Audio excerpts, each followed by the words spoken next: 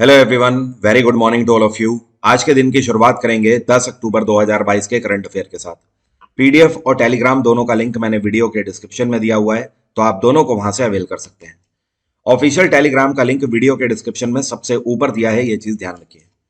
सबसे पहले बात कर लेते हैं कल के क्वेश्चन की। कल मैंने आपसे एक सवाल पूछा था कि भारत में सशस्त्र बलों के सदस्यों पर मौलिक अधिकार कैसे और कब लागू होंगे, ये तय करना किसका काम है। तो ये काम है पार्लियामेंट ऑफ इंडिया का, मतलब भारत की संसद ये तय करती है कि जो आर्म्ड फोर्सेस पर्सनल है उनके फंडामेंटल राइट्स पर फैसला किस तरीके से और कब लिया जाएगा। आप में से कई लोगों को तो पता होता है, बट हाँ, मोस्ट ऑफ द केसेस लोगों को ये नहीं पता होता है कि ये सवाल फंडामेंटल राइट से निकल कर आया हुआ है। अब मैं आपको बताऊं फंडामेंटल राइट में कौन सा आर्टिकल है जो कि इसके बारे में बताता है। आर्टिकल 33 और 34 जब आप पढ़ेंगे तब आपको पता लगेगा इस चीज के बारे में। ऐसा इस वजह से होता है कि ज्यादातर लोगों को ये लगता है कि फंडामेंटल राइट आर्टिकल 14 से लेकर 32 तक ही है, बट सही मायने में देखा जाए तो फंडामेंटल राइट जो है ये आर्टिकल 12 से लेकर 35 तक होते हैं। अगर आप पूरे फंडामेंटल राइट पढ़ोगे तो ही आपको ये पता होगा। इसी वजह से बहुत सारे स्टूडेंट ने आंसर किया था सीडीएस तय करता है या आर्म्ड फोर्सेस ट्रिब्यूनल तय करती है। Basically it is a subject of fundamental right. अब चलिए शुरू करते हैं आज के करंट अफेयर। आज के करंट अफेयर बिल्कुल सिंपल से हैं और न्यूज बहुत इंपॉर्टेंट है। पहला क्वेश्चन ये है कि अभी हाल ही में इंडियन एयरफोर्स की एक नई कॉम्बैट यूनिफॉर्म लॉन्च करी गई है, कौन से शहर से। तो इसको 8 अक्टूबर के दिन, जिस दिन भारतीय वायुसेना दिवस मनाया गया, तो इसको लॉन्च किया गया चंडीगढ़ एयरफोर्स स्टेशन से। ये एक तरीके की कीमोफ्लॉज यूनिफॉर्म है जिसका use Indian air force personal war time पर करेंगे। कॉम्बैट का मतलब वॉर टाइम पर किया जाएगा इसका यूज।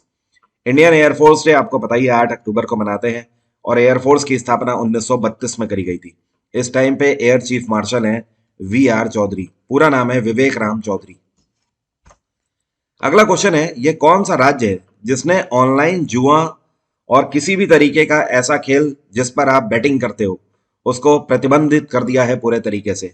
एक ऑर्डिनेंस इन्होंने पास किया है। तो ये है तमिलनाडु में एमके स्टालिन की सरकार। तमिलनाडु सरकार पिछले एक साल से इस पर विचार कर रही थी और फाइनली यहां पर विधानसभा में एक ऑर्डिनेंस पारित कर दिया गया है कि अब से तमिलनाडु के अंदर जितने भी ऑनलाइन गैम्बलिंग गेम्स हैं अब वो प्रोहिबिटेड है, आप उसे नहीं खेल सकते हो। अगर आप खेलते हुए पाए गए तो ये कानूनन अपराध होगा। तमिलनाडु में इस टाइम पे गवर्नर है RN रवि। क्या नाम है इनका? RN रवि। उड़ीसा में नवीन पटनायक की सरकार है। उत्तर प्रदेश में योगी आदित्यनाथ है मुख्यमंत्री, और राजस्थान में अशोक गहलोत है मुख्यमंत्री। अगला क्वेश्चन है, फीफा जिसको हम लोग बोलते हैं federation international the football association, FIFA के द्वारा वर्ल्ड कप 2022 के लिए ऑफिशियल साउंड ट्रैक अभी हाल ही में रिलीज किया गया है। इसका नाम क्या है? तो इसका नाम है लाइट द स्काई, आकाश को रोशन करें। लाइट द स्काई नाम का फीफा 2022 वर्ल्ड कप का एंथम लॉन्च किया गया है। और फीफा वर्ल्ड कप आपको पता ही है इस बार कतर में खेला जा रहा है, और फीफा की स्थापना 1904 में करी गई थी। जब इसकी स्थापना करी गई थी तब ये पेरिस में स्थापित करी गई थी ऑर्गेनाइजेशन, लेकिन आज की डेट में इसका हेडक्वार्टर है ज्यूरिक। फीफा के इस टाइम पे प्रेसिडेंट हैं गिनी इन्फेंटिनो। क्या नाम है? गिनी इन्फेंटिनो। आपको यह भी ध्यान रखना है इस बार का जो फीफा हो रहा है इसका मैस्कॉट क्या है? इसका नाम है लईब। क्या नाम है? लईब। अगला क्वेश्चन है, ये जो आपको पिक्चर में दिख रहा है ना, ये एक बहुत ही नायाब हीरा है और ये गुलाबी रंग का हीरा है। इसकी खास बात है, इसी वजह से इसको विलियमसन पिंक स्टार डायमंड के नाम से जाना जाता है। तो काफी टाइम से इसको सोल्ड आउट करने की बात चल रही थी, बट अभी हाल ही में ऑक्शन के दौरान ये बिक गया है, और ये बिका है $392 मिलियन में। तो ये कौन सी जगह पर बिका है? तो ये अपने आप में एक वर्ल्ड रिकॉर्ड बन गया है। अभी तक इसके बराबर अमाउंट का कोई भी हीरा नहीं बिका है। तो ये जो इसकी बिडिंग $392 मिलियन लगी है, ये लगी हांगकांग में। कहां पर? हांगकांग से ये बिक गया है। और हांगकांग की करेंसी में अगर बात करें तो $57.7 मिलियन में बिका है, हांगकांग डॉलर के आधार पर। और अगर यूएस डॉलर में बात करें तो $392 मिलियन। ये मैंने लिख इसलिए दिया है कि अगर ये क्वेश्चन आता है तो इनमें से कोई भी अमाउंट आपको दे सकता है, तो आप कंफ्यूज मत होना कि आपको पता ही नहीं था, ऐसा नहीं होना चाहिए। बाय द वे, इस हीरे की खास बात यह है कि ये 11.15 कैरेट का हीरा है और ये ऑक्शन के दौरान अभी बेचा गया है। अगला क्वेश्चन है, 3 दिन का मध्य प्रदेश के अंदर MP craft art from the heart का आयोजन किया गया कौन से डिस्ट्रिक्ट में? तो मध्य प्रदेश के अंदर इंदौर में इसका आयोजन किया गया। 3 दिवसीय क्राफ्ट को लेकर एक मेला लगाया गया जिसका नाम था आर्ट फ्रॉम द हार्ट। अब इसमें क्या है कि मध्य प्रदेश के अंदर के जितने भी ऐसे वर्ग एमएसएमई के जो कि क्राफ्टिंग के क्षेत्र में कार्य करते हैं, डेकोर आइटम्स बनाते हैं घरों को सुसज्जित करने के लिए, उन सबके यहाँ पर स्टॉल लगाए गए। टोटल यहाँ पर 18 बड़े स्टॉल लगे थे और इसको ऑर्गेनाइज किया गया है मध्य प्रदेश कुटीर और ग्रामोद्योग के द्वारा, जिसके चेयरपर्सन है इस टाइम पे गोपाल भार्गव। कौन है? गोपाल भार्गव। इसका मेन उद्देश्य था कि एमपी के अंदर जितना भी कुटीर उद्योग है उसको प्रमोट करना। ऐसे लोग जो कि इस तरीके के डेकोर आइटम्स बनाते हैं, क्राफ्टिंग से रिलेटेड आइटम्स बनाते हैं, इनके प्रोडक्ट को मार्केट में सोल्ड आउट करना। मध्य प्रदेश में इस टाइम पे मुख्यमंत्री है शिवराज सिंह चौहान। अगला क्वेश्चन है, ये कौन सा बैंक है जिसने अभी हाल ही में एक ऑनलाइन पेमेंट सॉल्यूशन लॉन्च किया है जिसका नाम है स्मार्ट वायर? तो स्मार्ट वायर नाम का एक ऑनलाइन सॉल्यूशन लॉन्च किया गया है आईसीआईसीआई बैंक के द्वारा। इसकी खास बात यह है कि ये faster Swift based transaction system है, मतलब आप पूरे दुनिया में कहीं पर भी पैसा भेज सकते हो इसकी मदद से। और पहले जितना समय लगता था पैसा भेजने में, उससे कहीं जल्दी अब आप पैसा इससे भेज पाओगे। इसका लाभ सीधे सीधे जो डोमेस्टिक कस्टमर्स हैं आईसीआईसीआई बैंक के उनको तो मिलेगा ही, साथ में एनआरआई को भी इसका लाभ मिलेगा। इसके जो इंपॉर्टेंट फीचर्स हैं स्मार्ट वायर के, ये काफ़ी सारे हैं, जैसे कि ऑनलाइन डिटेल सबमिशन। आप बैंक अगर जितनी भी डिटेल आपसे मांग रहा है, आपको उसके लिए बैंक जाने की जरूरत नहीं है। आप इसी सॉल्यूशन के जरिए जितने भी डॉक्यूमेंट हैं सब घर बैठे ही अपलोड कर दीजिए। दूसरी चीज, ऑनलाइन ट्रैकिंग भी आप कर सकते हो, जैसे कि आपने लोन लिया है या फिर आपका सिबिल स्कोर चेक हो रहा है या फिर आपने कोई स्विफ्ट ट्रांजैक्शन किया दुनिया में किसी भी देश में, तो आप उसे ऑनलाइन मतलब रियल टाइम पे ट्रैक कर सकते हो। तीसरी चीज ये कि आपका जिससे पैसे का लेन देन है, आप चाहे तो इसमें यह भी कर सकते हैं कि जैसे ही आपने पैसा भेजा तो उस व्यक्ति को आपकी तरफ से एक मेल भी चला जाए, और वो व्यक्ति जैसे ही पैसा रिसीव कर लेगा तो आपके मेल पर ही एक एक्नॉलेजमेंट आ जाएगा कि हाँ उसे पैसा रिसीव हो गया है। ये सारी फैसिलिटीज भी हैं। इसके अलावा एक मोस्ट इंपॉर्टेंट फैसिलिटी है जिसको बोलते हैं ब्लॉक एक्सचेंज रेट। आप यहाँ पर ब्लॉक एक्सचेंज रेट भी देख सकते हो। एग्जाम्पल के तौर पर, आप एक यूट्यूबर हैं तो आपको पैसा गूगल के द्वारा दिया जाएगा ना, तो ये जो डॉलर में पैसा आपको पे किया जाएगा, आप उसे आज का और अभी का रेट देख सकते हैं। इवन इतना ही नहीं, आपको डॉलर में पैसा भेजा गया है, आप यूरो की फॉर्म में निकालना चाहते हैं, आप यूरो की फॉर्म में निकाल लीजिए।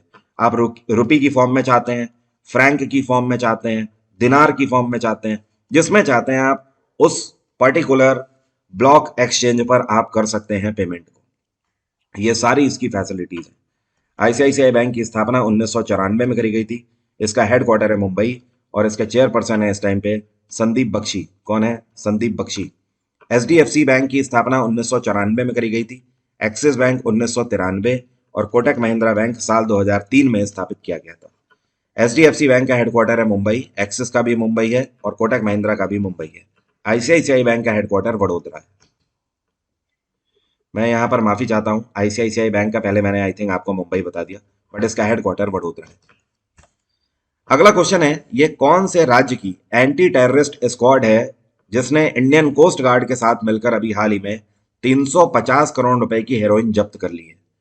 तो ये गुजरात का एंटी टेररिज्म स्क्वाड है जिसके अधिकारियों ने इंडियन कोस्ट गार्ड के साथ मिलकर अभी हाल ही में एक बोट को सीज किया। ये जो बोट थी, ये ऑब्वियसली ये पाकिस्तानी बोट है जो आइडेंटिफाई करी गई है, और इसमें जो लोग हैं ये ड्रग पेडलिंग कर रहे थे, और इसमें जितनी भी हेरोइन पाई गई है इसकी मात्रा आपको पता है कितनी है? 200 किलो, 200 केजी के करीब है। और इसकी इंटरनेशनल मार्केट में जो कीमत है ये 350 करोड़ रुपए के आसपास है। तो ये पूरी जब्त करी गई है अरेबियन सी में, गुजरात के कोस्टल लाइन पर। और प्लानिंग ये थी कि इस ड्रग्स को भारत के अंदर लाना है और यहाँ पर ड्रग पैडलर्स के थ्रू इसको जगह जगह पर डिफरेंट स्टेट्स में, मेट्रो सिटीज में फिर बांट देना है उसी तरीके से। तो ये मंसूबे पूरे खाक हो चुके हैं और ये पूरी हेरोइन जो है ये सीज कर ली गई है। और ये जितने भी बैठे हुए हैं ये सब तो बहुत लंबा चले गए हैं। अब तो आप समझ लीजिए कि मतलब क्वांटिटी इतनी है कि कोई आसार ही नहीं है छूटने के, दूर दूर तक। फिलहाल तो गुजरात में इस टाइम पे भूपेंद्र पटेल की सरकार है। यहाँ पे गवर्नर हैं आचार्य देवव्रत। कौन है? Acharya Devvrat. Indian coast guard के चीफ हैं इस टाइम पे वीएस पठानिया, वीरेंद्र सिंह पठानिया। अगला क्वेश्चन है, भारत सरकार ने कौन से डिफेंस विंग के लिए वेपन सिस्टम ब्रांच के लिए अप्रूवल दे दिया है? तो भारत सरकार ने वेपन सिस्टम ब्रांच न्यू तरीके से क्रिएट करने के लिए इंडियन एयरफोर्स के लिए मंजूरी दे दी है 8 अक्टूबर को। अब देखिए, इसका सीधा सा मतलब ये है कि इंडियन एयरफोर्स के अंदर फ्लाइंग ट्रेनिंग में जितना भी एक्सपेंस आता है, और वो एक्सपेंस इसलिए आता है कि हम जिस तरीके के इक्विपमेंट्स यूज करते हैं, अब ज्यादातर इनमें से जो इक्विपमेंट्स होते हैं वो इंपोर्ट किए हुए होते हैं। तो हमारा जब खुद का वेपन सिस्टम ब्रांच होगा तो वहां पर हम ऐसे training instrument make in India project के तहत खुद बनाएंगे, जिससे आने वाले टाइम में फ्लाइंग ट्रेनिंग की कॉस्ट बचेगी। अंदाजा यह है कि जैसे ही हम इनको बनाना शुरू करेंगे तो पहले सत्र से ही करीब 3400 करोड़ रुपया बचेगा भारत सरकार का, जो कि इंडियन एयरफोर्स की फ्लाइंग ट्रेनिंग में जाता है। इसकी मदद से स्वार्म ड्रोन्स, हाइपरसोनिक वेपन्स, ये सारे बनाए जाएंगे जो कि एयरफोर्स ट्रेनिंग दौरान यूज करती है। और एयरफोर्स के चीफ हैं वी.आर. चौधरी। इंडियन आर्मी के चीफ हैं इस टाइम पे मनोज पांडे। भारतीय नौसेना के चीफ हैं आर हरि कुमार। और इंडियन कोस्ट गार्ड के हैं VS. Pathania. World migratory bird day कौन से दिन मनाया गया? तो प्रवासी पक्षी दिवस हम लोग मनाते हैं 8 अक्टूबर को। यह दिवस इसलिए मनाया जाता है कि आपको पता है, हर साल हर एक देश में दूसरे देशों से, दूसरे कॉन्टिनेंट से कई सारे पक्षी उड़ के आते हैं एक पर्टिकुलर सीजन में। लेकिन होता क्या है कि कई बार इनका शिकार किया जाता है। इस तरीके से पक्षियों की प्रजातियां लगातार विलुप्त हो रही हैं। तो इनको बचाने के लिए इस दिन को कैंपेन चलाए जाते हैं कि हम जो बर्ड डाइवर्सिटी है उसे बचा कर रखें, उसे कंजर्वेट करके रखें। अगला क्वेश्चन है, एसबीआई जनरल इंश्योरेंस के नए मैनेजिंग डायरेक्टर और चीफ एग्जीक्यूटिव ऑफिसर के रूप में किसको अपॉइंट किया गया है? तो एसबीआई जनरल के नए एमडी और सीईओ अब है किशोर कुमार पोलुदासु। क्या नाम है? किशोर कुमार पोलुदासु। इन्होंने सक्सीड किया है प्रकाश चंद्र खंडपाल को। तो ये अब रिटायर हो गए हैं, इनकी जगह पर के पोलुदासु आ गए हैं। एसबीआई जनरल इंश्योरेंस की स्थापना साल 2009 में करी गई थी। इसका हेडक्वार्टर है मुंबई।